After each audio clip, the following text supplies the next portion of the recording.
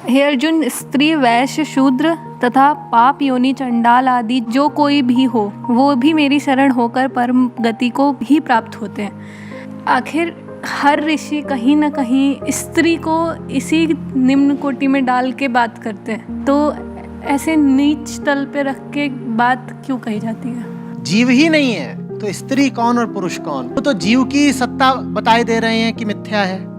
अब उसमें क्या परेशान होना कि कौन स्त्री है कौन पुरुष है। लेकिन सुनने वाला कौन है?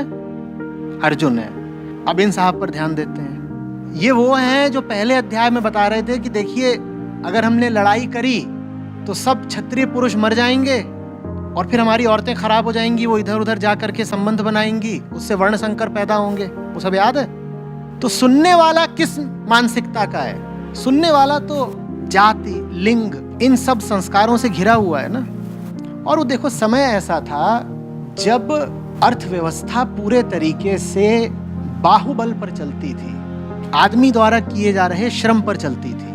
अब प्रकृति ने कुछ कर दिया है भाई, बाजू तो पुरुषों के ही ज्यादा मजबूत होते हैं ना, तो भाई सारी सत्ता पुरुषों ने हथियार रखी थी। उन्हीं सत्ताधारियों में एक कौन है? अर्जुन भी।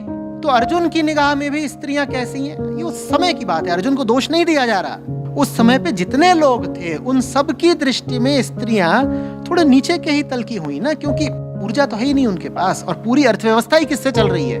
पूरी दुनिया ही किससे चल रही है? ऊर्जा से। तो चूंकि अर्जुन से बात की जा रही है तो अर्जुन को कहा जा रहा है कि अर्जुन, मेरी शरण में आकर सबको मुक्ति है, भले ही वो तेरी दुनिया में नीचा समझे वाले लोग क्यों ना हो।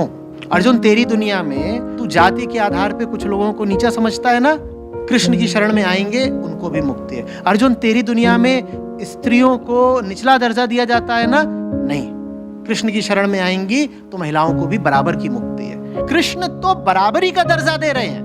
भेद करने वाला कौन है? भेद करने वाली दुनिया है, भेद करने वाला संसार है, भेद करने वाले कृष्ण नहीं है। बात समझ रही है?